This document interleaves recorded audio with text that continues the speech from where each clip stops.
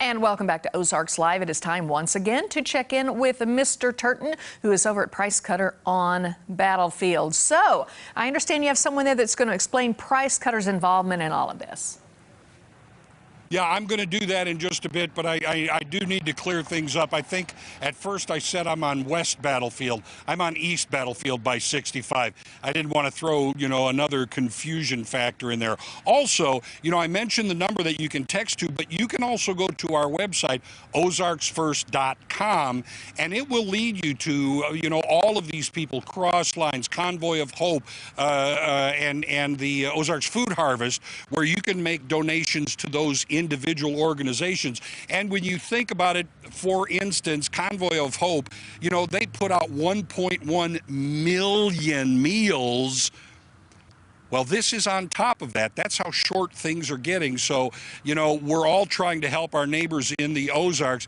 And, the people who have stepped up are the people at Price Cutter. And I want to bring Eric Taylor in right now. And Eric is the president and CEO. Thanks, first of all, for coming out today to talk with us. No problem. Being a sponsor and everything, you're employee-owned, local is everything you do. I'm sure that had to, lead into stepping to the line for this fundraiser. Absolutely, Tom. Thank you for inviting me, and I'm proud to be a sponsor and help feeding our neighbors. Price Cutter, as you said, is employee-owned, and unfortunately, we've had some of our friends and neighbors that came down with COVID, and so we've all experienced some pain, and we're glad to see that maybe things are getting on the better half, and but we're really proud to try to help our people in need and support the food banks.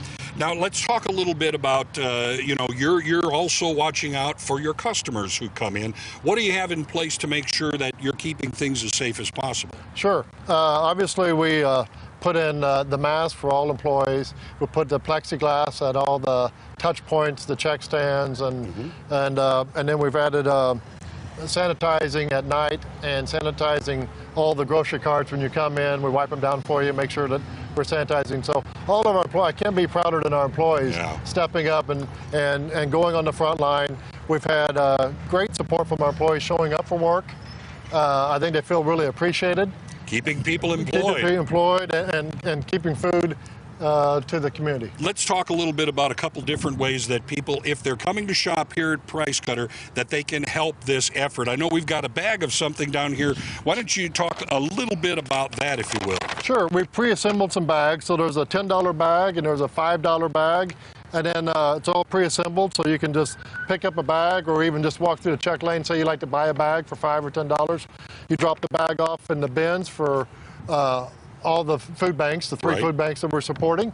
And it's as simple as that. And then the second thing is also we're just going to sell little icons for $1 at the check stands just to help raise money. You can just donate $1 to your food banks. All right, so you've stepped up, you're sponsoring this effort, plus the store, its employees and its customers are also helping with the fundraiser. We're going to talk in just a little bit once again, but if you come out to Price Cutter, there you saw different ways you can help. But remember, go to ozarsfirst.com and you can donate to whichever one of those charities that you like to. We're going to go right back to you. All right, Tom, we will see you a little bit later in the show. Thanks so much. Coming up, it is time to check out today's Shelter Spotlight. Plus, we get to hear what's making headlines today with our very own David Oliver, who just came walking in the studio. Stick around.